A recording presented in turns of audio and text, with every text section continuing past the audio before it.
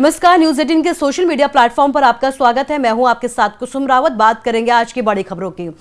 PM Modi Gujarat के दौरे पर हैं। गांधीनगर में पीएम मोदी का पाकिस्तान को लेकर एक बार फिर से बड़ा बयान सामने आया है। उन्होंने ये कहा है कि 1947 में जब मां धरती के टुकड़े हुए, कटनी चाहिए थी जंजीरें लेकिन काट दी गई भुजाएं, ये पीएम मोदी की तरफ से कहा गया है। इसके साथ ही उन्होंने कश्मीर पर जो बात नहीं मानी गई सरदार पटेल की, आज जो भी कुछ हो रहा है ये उसी का नतीजा है, ये पीएम मोदी की तरफ से कहा गया है। एक और बड़ा बयान पीएम मोदी की तरफ से आया है कि देश की विकास और रफ्तार पर बड़ी बात पीएम मोदी की तरफ से कही गई है। दुनिया की चौथी सबसे बड़ी अर्थव्यवस्था जो है वो देश बन चुका है, लेकिन जल्द ही हम तीसरी सबसे बड़ी अर्थव्यवस्था बन जाएंगे, ये कहना है पीएम नरेंद्र मोदी का। जहां पर उन्होंने लोकल जो सामान है उसको भी बढ़ोतरी की बात कही है, उसे भी बढ़ावा देने की बात कही है। विदेशी सामानों से परहेज करने को लेकर आज पीएम मोदी की तरफ से मंच पर लोगों से अपील भी की गई है। इसके साथ ही एक और बड़ी खबर आपको बता रहे हैं, रक्षा क्षेत्र से जुड़ी हुई बड़ी खबर है।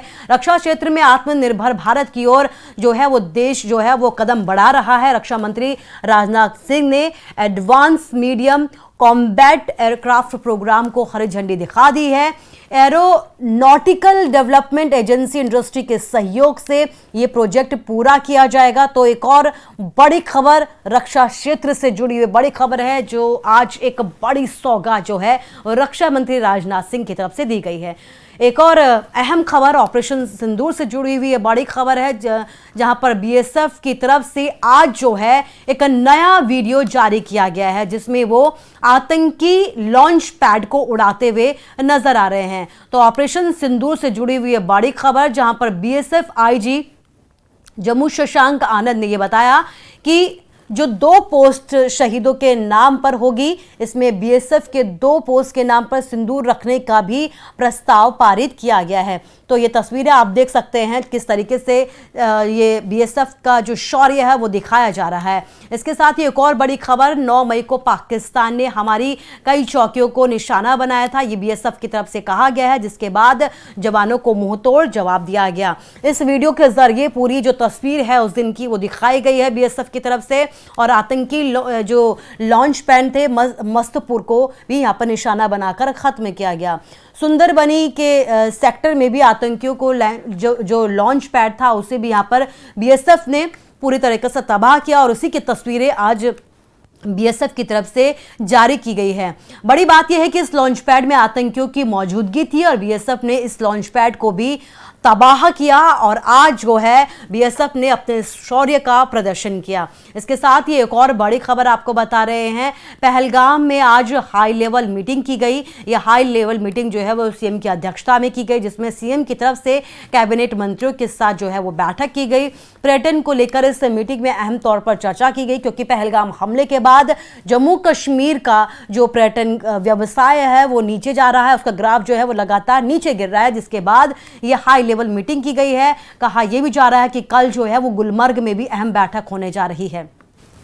इसके साथ ही एक और बड़ी खबर आपको बता रहे हैं, पहलगाम में एनसी प्रमुख फारूक अब्दुल्ला को ने भी एक बड़ा खुलासा किया। एक बड़ी बात न्यूज 18 के साथ उन्होंने शेयर की है। फारूक अब्दुल्ला की तरफ से कहा गया है कि हमें पर्यटन के साथ साथ अब जो हमारा कारोबार है इस पर भी ध्यान देने की जरूरत है। इसके साथ ही उन्होंने ये भी कहा कि पहलगाम हमला दुखद था, लेकिन अब जो है वो हालात सामान्य होते जा रहे हैं। पाकिस्तान को हमने मुंहतोड़ जवाब दिया है, हालात सामान्य है, लेकिन अगर आगे पाकिस्तान की तरफ से कोई नापाक हरकत की जाती है तो उसका भी मुंहतोड़ जवाब दिया जाएगा। इसके साथ ही एक और बड़ी खबर आपको बता रहे हैं, मुरादाबाद से ये बड़ी खबर है, जहां पर आतंकी उल्फत हुसैन को 10 साल की सजा सुनाई गई है। हिजबुल का आतंकी है उल्फत हुसैन, मुरादाबाद की कोर्ट की तरफ से यह सजा सुनाई गई। 10 साल की सजा के साथ ही आतंकी पर बाकायदा 48,000 का जुर्माना भी लगाया गया है। बड़ी बात यह है कि ये जो आतंकी है वो जम्मू कश्मीर से ही इसका ताल्लुक था, जम्मू कश्मीर के पुंछ का ये आतंकी रहने वाला था। कटघर पुलिस ने 2002 में आतंकी उल्फत हुसैन सहित 4 आतंकियों को गिरफ्तार किया था, लेकिन इसके बाद ये फरार हो गया था। हालांकि जल्द ही इसकी गिरफ्तारी भी और इसके बाद सजा का ऐलान भी कर दिया गया। एक और बड़ी खबर आपको बता रहे हैं, जम्मू कश्मीर से ये बड़ी खबर है, जहां पर किश्तवाड़ में जो है वो बटोट नेशनल हाईवे जो आज भी बंद है, कल ये बंद हुआ था, इसको बहाल करने की लगातार कोशिशें की जा रही है, लेकिन आसमान से जो है वो लगातार पत्थरों की बारिश हो रही है। कहा जा रहा है कि पहाड़ से जो है पत्थरों की बारिश हो रही है और इस पत्थरों की बारिश की वजह से जो है हाईवे जो है वो पूरी तरीके से बंद हो चुका है। ट्रैफिक को यहाँ पर एहतियातन रोक दिया गया है। हालांकि मलबा हटाने का काम जारी है, लेकिन कब तक ये रोड खुलती है ये देखना अभी बाकी है।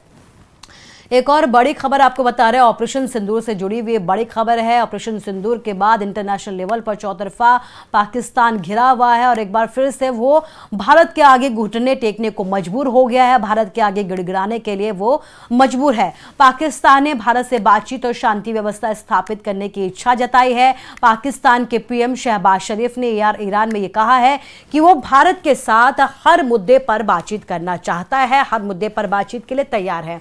पाकिस्तान के पीएम शहबाज शरीफ ने यह भी कहा कि वो कश्मीर पानी के मुद्दे पर भी बातचीत को तैयार है, आतंकवाद के मुद्दे पर बातचीत को तैयार है, व्यापार के मुद्दे पर बातचीत को तैयार है। देखना यह होगा कि आगे क्या कुछ कहा जाता है, क्योंकि धमकियां भी लगातार पाकिस्तान की तरफ से ही दी जाती है, लेकिन इन धमकियों के बाद जो है पाकिस्तान घुटनों पे आ जाता है। एक और बड़ी खबर आपको दिखा रहे हैं, ईरान ने पाकिस्तान को बड़ा झटका दिया है। ईरान के राष्ट्रपति ने शहबाज शरीफ को अब नसीहत दी है। इंटरनेशनल लेवल पे लगातार पाकिस्तान अपनी फजीहत करा रहा है और इसके बाद जो है वो ईरान की तरफ से नसीहत दी गई है कि सीमा पर आतंकी घटनाओं पर लगाम लगाने की जरूरत है पाकिस्तान को। ईरान के संयुक्त बयान में भारत का जिक्र नहीं है। शहबाज शरीफ ने संयुक्त बयान में भारत की बात की कोशिश की थी, लेकिन ईरान की तरफ से इस जो भी जिक्र किया गया उससे ये बातचीत को हटा दिया गया और एक नसीहत जो है यहाँ पे पाकिस्तान को दी गई है। एक बड़ी खबर आपको और दिखा रहे हैं, कांग्रेस सांसद शशि थरूर की अगुवाई वाले जो डेलीगेशन है वो गोयान में पहुंचा। यहाँ पर उन्होंने अपनी बात रखी। भारत की आतंकवाद के प्रति जीरो टॉलरेंस की पॉलिसी को लेकर यहाँ पर चर्चा की गई। मुलाकात के बाद शशि थरूर ने कहा कि आतंकवादियों का मकसद भारत में हिंदुओं और मुस्लिमों के बीच सांप्रदायिक तनाव को भड़काने का था, लेकिन वो कामयाब नहीं हो सके हैं। एक और बड़ी खबर आपको बता रहे हैं, अगर आप भी अपने बच्चे को लेकर लिफ्ट में जाते हैं या फिर अकेला छोड़ देते हैं तो ये खबर जानिए, आपके लिए बेहद जरूरी है। गाजियाबाद की एक सोसाइटी में एक बच्चा काफी देर तक लिफ्ट में फंसा रहा। तस्वीरें आप देख सकते हैं, इस लिफ्ट में बहुत देर तक के बच्चा फंसा रहा। दरअसल हुआ यूं कि बच्चा अचानक से लिफ्ट में चला जाता है और फिर काफी देर तक अंदर ही फंसा रहा। बाद में मेंटेनेंस स्टाफ ने लिफ्ट खोलकर इस बच्चे को बाहर निकाला। पता ये लगा कि लिफ्ट में कोई परेशानी नहीं थी, लेकिन जैसे ही बच्चा अकेले इस लिफ्ट के अंदर घुसता है वो यहाँ पर बुरी तरीके से जो है वो घबरा जाता है और इसकी पूरी तस्वीरें यहाँ लगे सीसीटीवी में कैद हो जाती हैं। वहीं ग्रेटर नोएडा से भी ऐसी कुछ तस्वीरें सामने आई जहां पर लोग जो है वो फंसे हुए नजर आए।